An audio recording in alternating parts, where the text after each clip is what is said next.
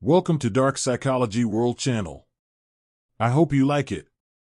And don't forget to like and subscribe. Thank you.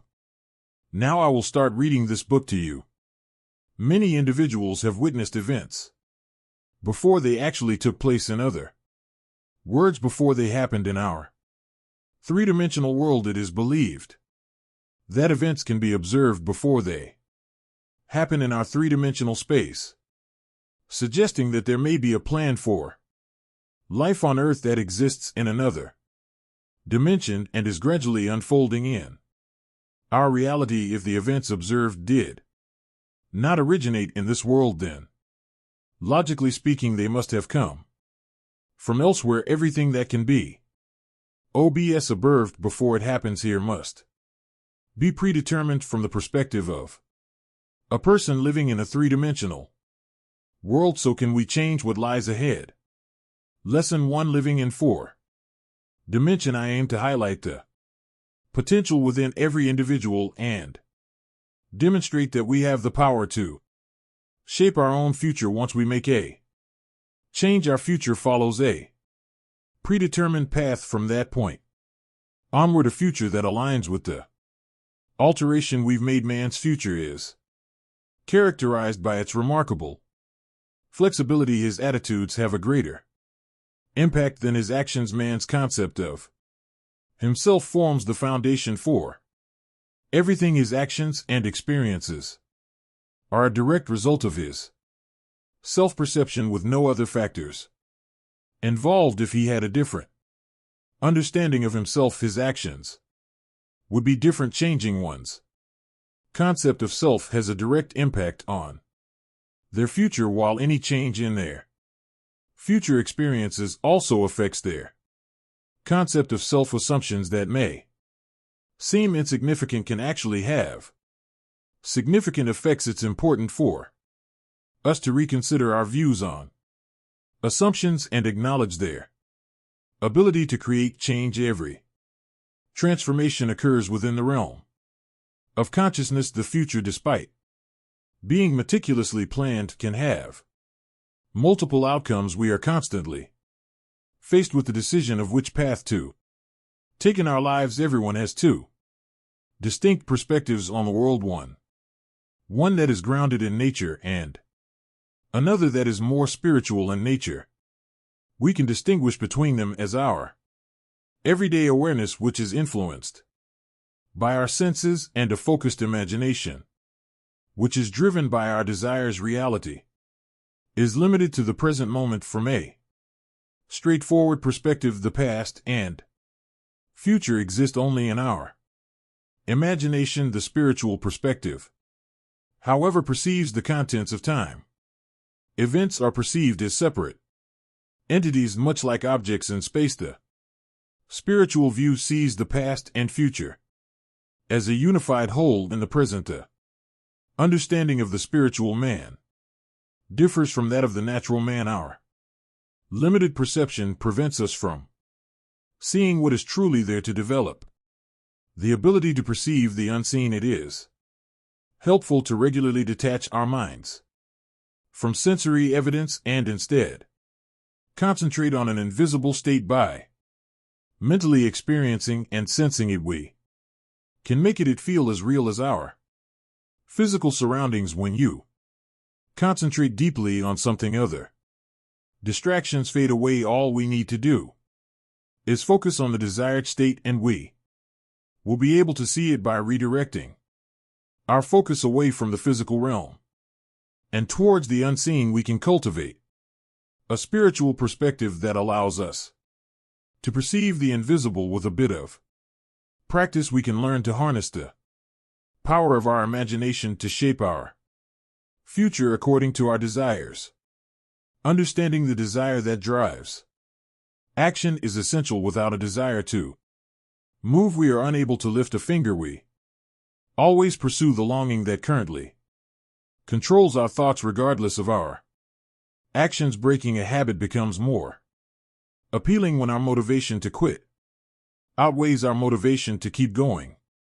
The desires that drive us to take action are the ones that capture our focus Desires arise when we become aware of something that is missing from our lives, something that would bring us more joy and fulfillment. Desires are often driven by personal gain, with the intensity of the desire increasing as the anticipated gain grows. Every desire is inherently selfish. When there is no potential benefit, there is no motivation, and therefore no action. The language of desire is used by the spiritual man to communicate with the natural man. Understanding and following the guidance of life is crucial for personal growth and achieving our aspirations. Following its guidance without hesitation is an instant acceptance of the desired outcome. If you want something, you can have it. According to Pascal, if you are looking for something, it means you have already found it. By believing that your wish has already come true and living and acting accordingly, you can change the future to align with your belief. Assumptions bring to life what they confirm. Once a person truly believes their wish has already come true, their inner self will naturally find ways to make it happen and uncover the necessary methods for its realization. There is no better way to understand how we can achieve our goals than by imagining what it would be like to actually achieve them. This concept of cause and effect is fundamental. The four-dimensional self uses its broader perspective to create the necessary tools for achieving the desired outcome. It can be challenging for an undisciplined mind to embrace a state that contradicts the senses. Here is a technique that simplifies encountering events before they happen, allowing you to envision things that are not yet visible. Many individuals tend to underestimate the significance of straightforward concepts. However, this particular formula for altering the future was uncovered through extensive years of exploration and experimentation. To change the future, you must start with a strong desire. Clearly define your objective and know exactly what you want next. Create an event that you think would happen after your desire is fulfilled. This event should indicate that your desire has been fulfilled and should be something that you have control over. Thirdly, to make it easier to understand, you can start by getting comfortable on a bed or chair and pretending to be sleepy. Close your eyes and concentrate on the action you want to imagine. Try to mentally put yourself in the situation and imagine that you are actually doing it in the present moment. It's important to fully engage in the imagar action rather than just observing from a distance. You should strive to truly experience yourself performing the action, making the imaginary sense feel genuine. Always keep in mind that the action you take should align with your desire.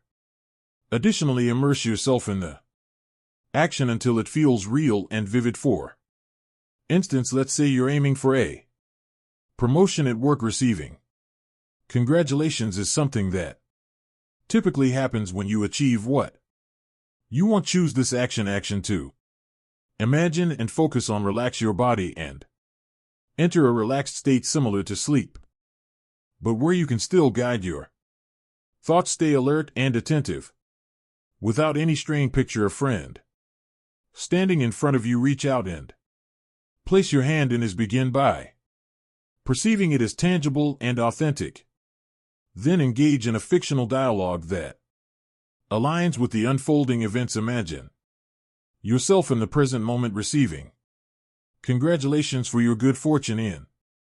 Instead, let's focus on the present and future. Now the future event is a reality in a larger dimension. Surprisingly, this larger dimension is equivalent to our everyday three-dimensional space. Understanding the distinction between experiencing the present moment and imagining oneself in action can determine whether one succeeds or fails. Through my experience, I've learned the Importance of simplifying and clarifying. The imaginary action by focusing on a single act and repeating it, we can bring it to life and make it feel real. Otherwise, our attention may drift and be filled with a multitude of related images in just a matter of seconds. They will transport us hundreds of miles away from our intended destination in terms of distance and years away in terms of time. If we choose to climb a specific flight of stairs, it's important to focus solely on that action. We need to stay focused on climbing the flight of stairs, treating it as if it were a real action, until it becomes vivid and tangible in our minds. The concept should be conveyed in a way that requires minimal effort on our part. We need to make sure that the mind easily grasps the feeling of the wish being fulfilled. Being slightly drowsy can help us stay focused without much effort. However, we shouldn't let ourselves fall into deep sleep, as it would make it difficult to control our attention. Instead, it's best to maintain a moderate level of drowsy where we can still guide our thoughts. One way to bring our desires to life is by imagining and feeling as if they have already been fulfilled. In a calm and relaxed state, we can repeat a simple phrase like a soothing lullaby that implies our desire has been realized.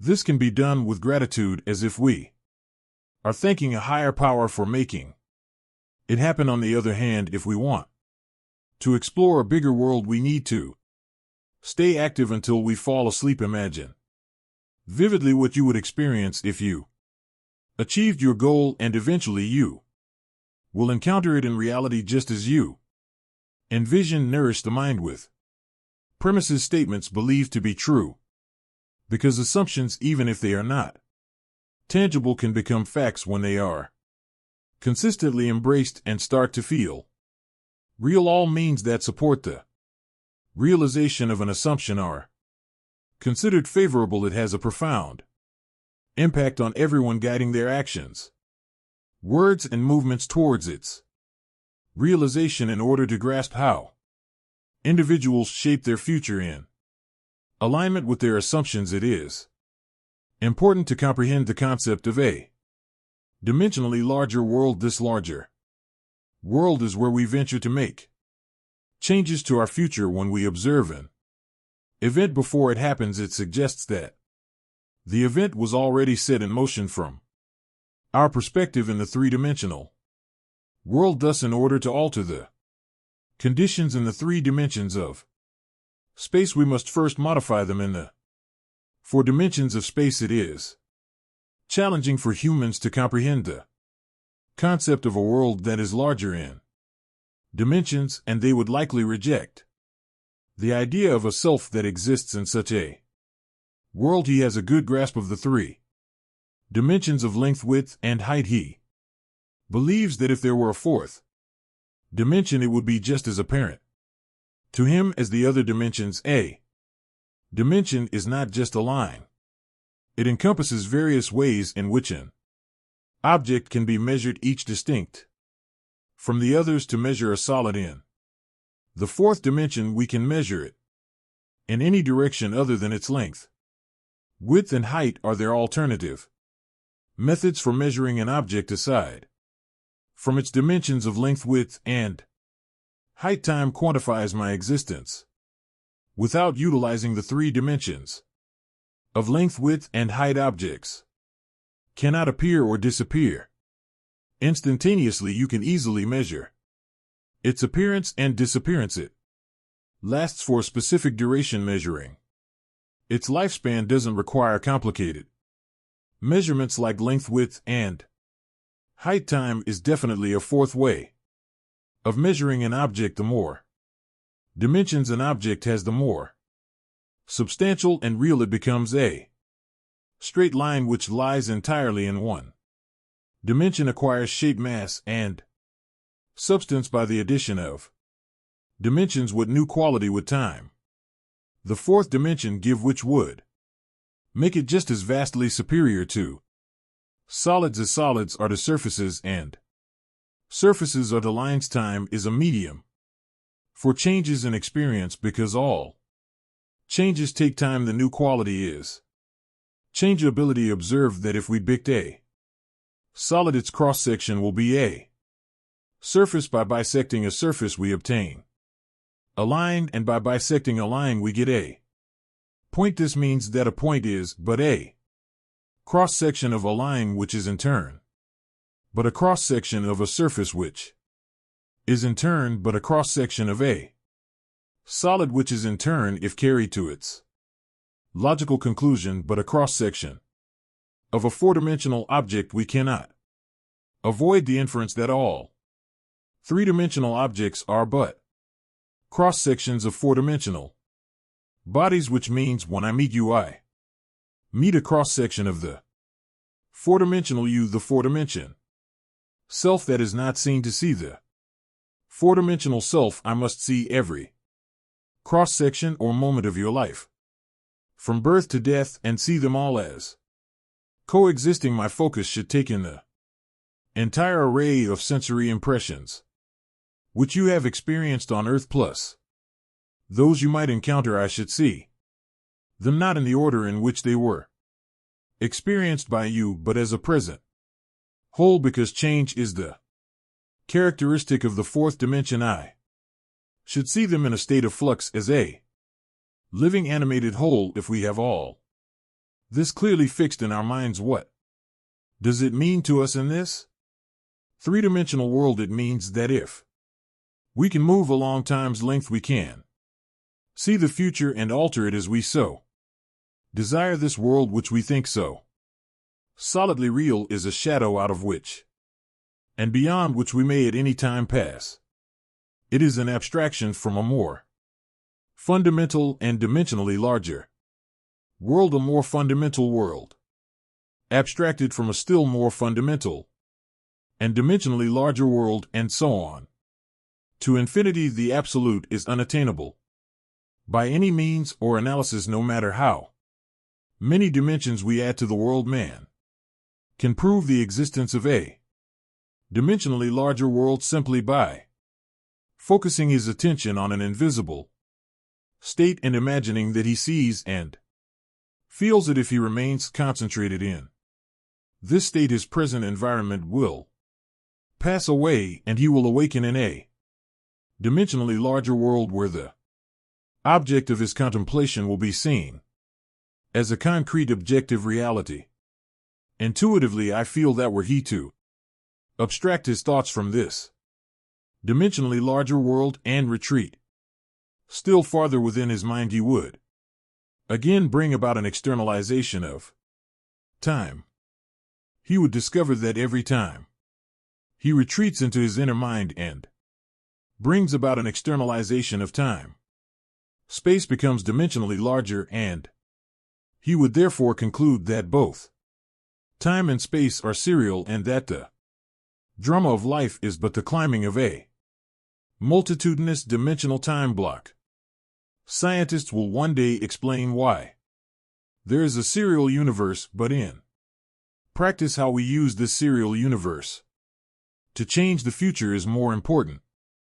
To change the future, we need only concern ourselves with two worlds in the infinite series: the world we know by reason of our bodily organs, and the world we perceive independently of our bodily organs. Lesson 2: Assumption becomes facts. Men believe in the reality of the external world because they do not know how to focus and condense their powers to penetrate its thin crust. This book has only one purpose: the removing of the veil of the senses, the traveling into another world. To remove the veil of the senses, we do not employ great effort. The objective world vanishes by turning our attention away from it. We have only to concentrate on the state desired in order to mentally see it, but to give it reality so that it will become an objective fact, we must focus attention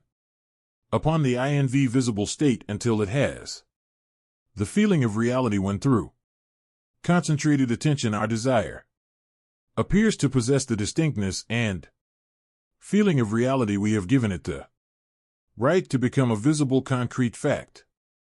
If it is difficult to control the direction of your attention while in a state akin to sleep, you may find gazing fixedly into an object very helpful. Do not look at its surface, but into and beyond any plain object such as a wall, a carpet, or any other object which possesses depth. Arrange it to return as little reflection as possible. Imagine then that in this depth you are seeing and hearing what you want to see and hear until your attention is exclusively occupied by the imagined state at the end of your meditation. When you awake from your controlled waking dream, you feel as though you had returned from a great distance. The visible world which you had shut out returns to consciousness, and by its very presence informs you that you have been self-deceived, belied into believing that the object of your contemplation was real.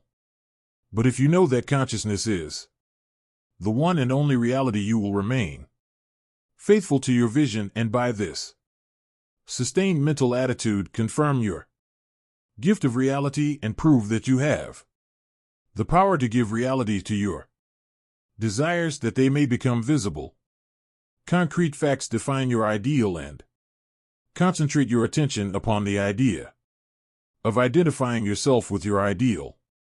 Assume the feeling of being it, the feeling that would be yours were you already the embodiment of your ideal. Then live and act upon this conviction. This assumption, though denied by the senses, if persisted in, will become fact. You will know when you have succeeded in fixing the desired state in consciousness by simply looking mentally at the people you know and dialogues with yourself. You are less inhibited and more sincere than in actual conversations with others. Therefore, the opportunity for self-analysis arises when you are surprised by your mental conversations with others. If you see them as you formerly saw them, you have not changed. Your concept of self, for all changes of concepts of self result in a changed relationship to your world. In your meditation, allow others to see you as they would see you with this new concept of self, a concrete fact you always seem to others, an embodiment of the ideal you inspire. Therefore, in meditation, when you contemplate others, you must be seen by them mentally as you would be seen by them physically, were your concept of self an objective fact. That is, in meditation you imagine that they see you expressing that which you desire to be. If you assume that you are what you want to be, your desire is fulfilled, and in fulfillment all longing is neutralized. You cannot continue desiring what you have already realized. Your desire is not something you labor to fulfill. It is recognizing something you already possess. It is assuming the feeling of being that which you desire to be. If, however, it is the good of others that you desire, then in meditation you must represent them to yourself as already being that which you desire them to be. It is through desire that you rise above your present sphere, and the road from longing to fulfillment is shortened as you experience in imagination what you would experience in the flesh, where you already the embodiment of the ideal you desire to be. I have stated that man has at every moment of time the choice before him which of several futures he will encounter, but the question arises, how is that possible when the experiences of man awake in the three-dimensional world are predetermined, as his observation of an event before it occurs implies. This ability to change the future will be seen if we liken the experiences of life on earth to this printed page. Man experiences events on earth singly and successively in the same way that you are now experiencing the words of this page. Imagine that every word on this page represents a single sensory impression. To get the context to understand my meaning, you focus your Vision of the first word in the upper left-hand corner, and then move your focus across the page from left to right, letting it fall on the word singly and successively by the time your eyes reach the last word on this page. You have extracted my meaning. Suppose, however, on looking at the page with all the printed words thereon equally present, you decided to rearrange them. You could, by rearranging them, tell an entirely different story. In fact, you could tell many different stories when we have learned to control the movements of our attention in the four-dimensional world.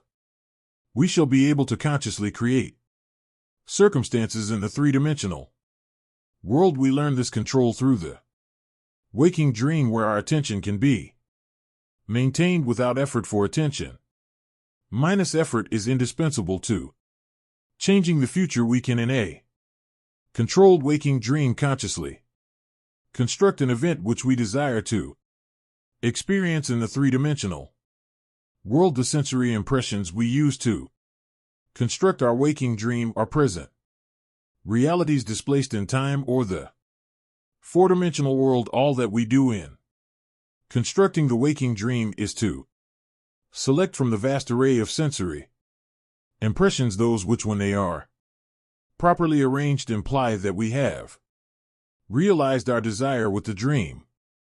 Clearly define it, we relax in a chair and induce a state of consciousness akin to sleep, a state which, although bordering on sleep, leaves us in conscious control of the movements of our attention. When we have achieved that state, we experience in imagination what we would experience in reality were this waking dream an objective fact. In applying this technique to change the future, it is important always to remember that the only thing which occupies the mind during the waking dream is the waking dream, the predetermined action which implies the fulfillment of our desire. How the waking dream becomes physical fact is not our concern. Our acceptance of the waking dream as physical reality wills the means for its fulfillment. Let me again lay the foundation of changing the future, which is nothing more than a controlled waking dream. Define your objective. Know definitely what you want.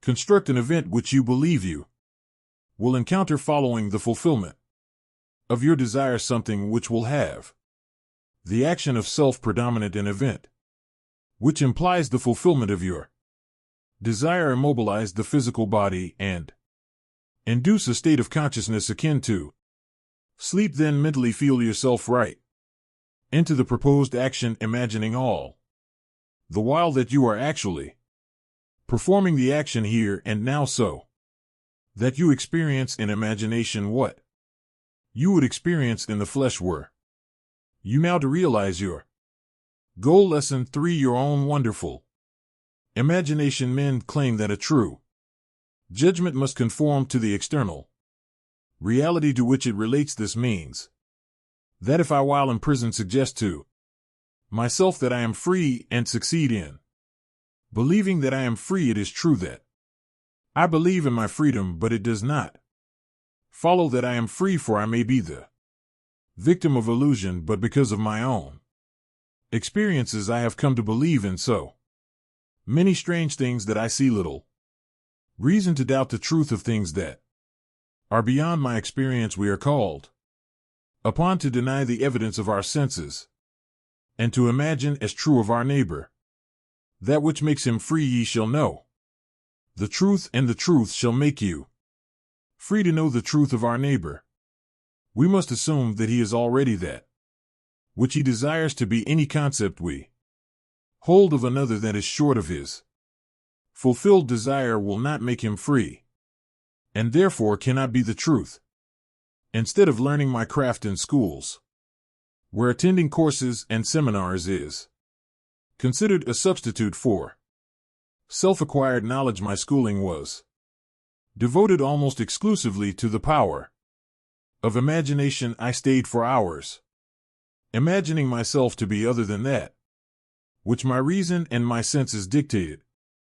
until the imagined states were vivid as reality, so vivid that passerby became but a part of my imagination and acted as I would have them by the power of imagination, my fantasy led theirs, and dictated to them their behavior and the discourse they held together while I was identified with my imagined state in meditation. When the brain grows luminous, I find my imagination endowed with the magnetic power to attract to me whatsoever I desire. Desire is the power imagination uses to fashion life about me. As I fashion it within myself, I first design desire to see a certain person or scene, and then I look at though I was seeing that which I want to see, and the imagined state becomes objectively real.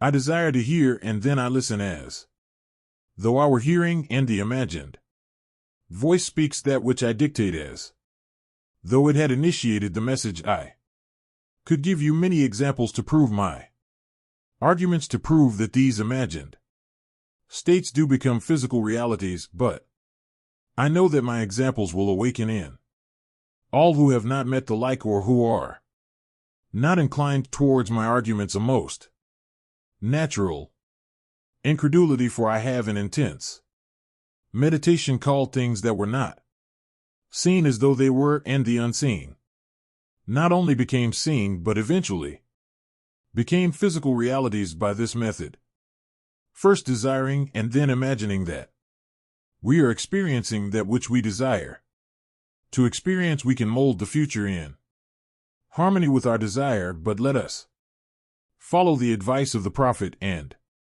think only the lovely and the good, for the imagination waits on us as indifferently and as swiftly when our nature is evil as when it is good. From us spring forth good and evil. Desire and imagination are the enchanter's wand of fable, and they draw to themselves their own affinities. They break forth best when the mind is in a state akin to sleep. I have written with some care and detail the method I sue to enter the dimensionally larger world, but I shall give one more formula for opening the door of the larger world. In dream we are usually the servant of our vision rather than its master, but the internal fantasy of dream can be turned into an external reality. In dream, as in mediation, we slip from this world into a dimensionally larger world, and I know that the forms in dream are not flat two-dimensional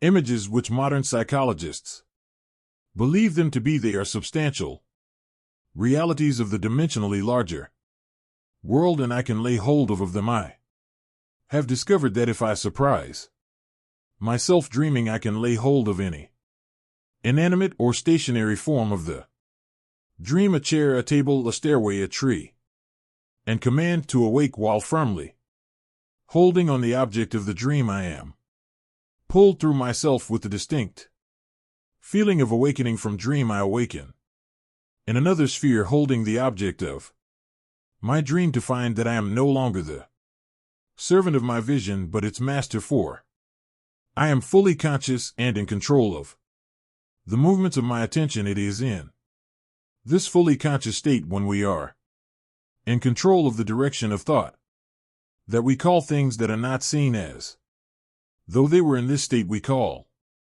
things by wishing and assuming the feeling of our wish fulfilled, unlike the world of three dimensions where there is an interval between our assumption and its fulfillment. In the dimensionally larger world there is an immediate realization of our assumption. The external reality and instantly mirrors our assumption. Here there is no need to wait 4 months till harvest. We look again as though we saw, and lo and behold, the fields are already white to harvest. In this dimensionally larger world ye shall not need to fight. Set yourselves, stand ye still, and see the salvation of the Lord with you. 2 Chronicles 2017. And because that greater world is slowly passing through our three-dimensional world, we can by the power of imagination mold our world in Harmony with our desire. Look as though you saw, listen as though you heard. Stretch forth your imaginary hand as though you touched, and your assumptions will harden into facts to those who believe that a true judgment must conform to the external reality to which it relates. This will be foolishness and a stumbling block, but I preach and practice the fixing in consciousness of that which man desires to realize. Experience convinces me that fixed attitudes of mind which do not conform to the external reality to which they relate and are therefore called imaginary things, which are not, will nevertheless bring to naught things that are. Look back over the good resolutions with which many past New Years are encumbered. They lived a little while and then they died. Why? Because they were severed from their root. Assume that you are that which you want to be. Experience in imagination what you would experience in the flesh. Were you already that which you want to be? Remain faithful to your assumption so that you define yourself as that which you have assumed. Lesson 4. Change your self-concept. The ideal we serve and strive to attain could never be evolved from us were it not potentially involved in our nature. It is now my purpose to retell and to emphasize an experience of mine printed by me 2 years ago. I believe these quotations from the Search will help us to understand the operation of the law of consciousness and show us that we have no one to change but self. Once in an idle interval at sea, I meditated on the perfect state and wondered what I would be were I of too pure eyes to behold inequity, if to me all things were pure, and were I without condemnation. As I became lost in this fiery brooding, I found myself lifted above the dark environment of the senses. So intense was feeling, I felt myself a being of fire dwelling in a body of air.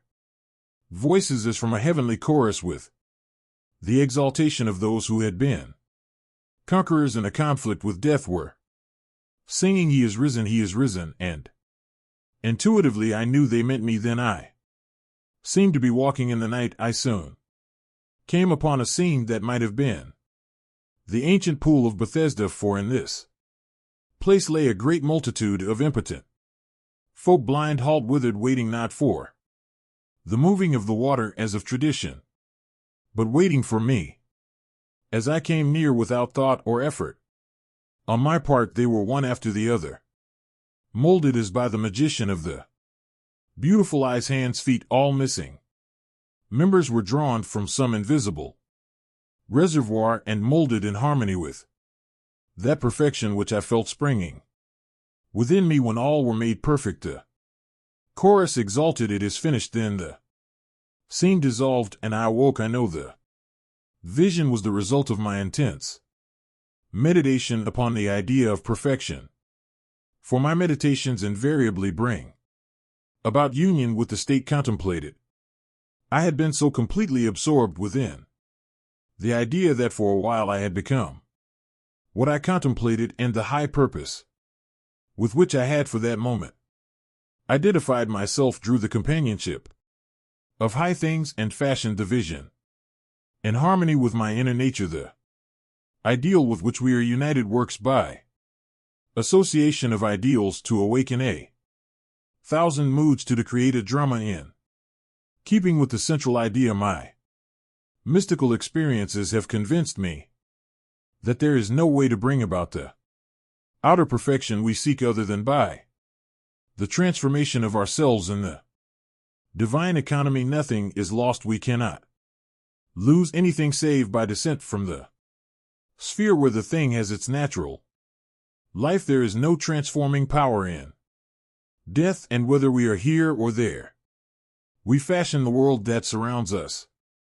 by the intensity of our imagination and feeling, and we illuminate or darken our lives by the concepts we hold of ourselves. Nothing is more important to us than our conception of ourselves, and especially is this true of our concept of the dimensionally great one within us. Those who help or hinder us, whether they know it or not, are the servants of that law which shapes outward circumstances. In harmony with our inner nature, it is our conception of ourselves which frees or constrains us, though it may use material agencies to achieve its purpose. Because life molds the outer world to reflect the inner arrangement of our minds, there is no way of bringing about the outer perfection we seek other than by the transformation of ourselves. No help cometh from without. The hills to which we lift our eyes are those of an inner range. It is thus to our own consciousness that we must turn as to the only reality, the only foundation on which all phenomena can be explained. We can rely absolutely on the justice of this law to give us only that which is of the nature of ourselves. To attempt to change the world before we change our concept of ourselves is to struggle against the nature of things. There can be no outer change until there is first an inner change is within. So without, I am not advocating philosophical indifference when I suggest that we should imagine ourselves as already that which we want to be, living in a mental atmosphere of greatness, rather than using physical means and arguments to bring about the desired change.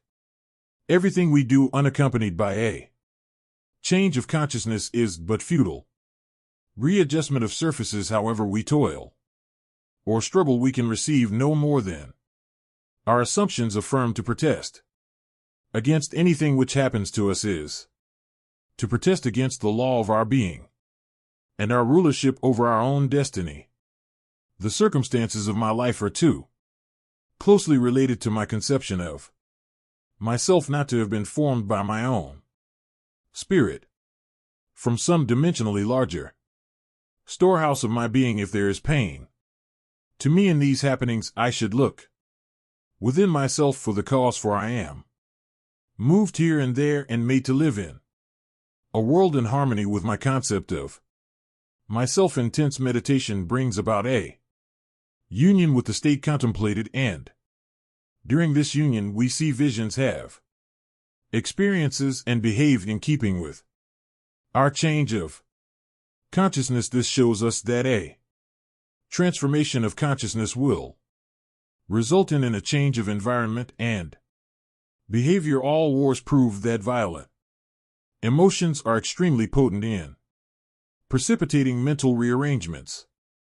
Every great conflict has been followed by an era of materialism and greed, in which the ideals for which the conflict ostensibly were waged are submerged. This is inevitable because war evokes hate, which impels a descent in consciousness from the plane of the ideal to the level where the conflict is waged. If we could become as emotionally bowed over our ideals as we become over our dislikes, we would ascend to the plane of our ideal as easily as we now descend to the level or our hates. Love and hate have a magical transforming power, and we grow through their exercise into the likeness of what we contemplate.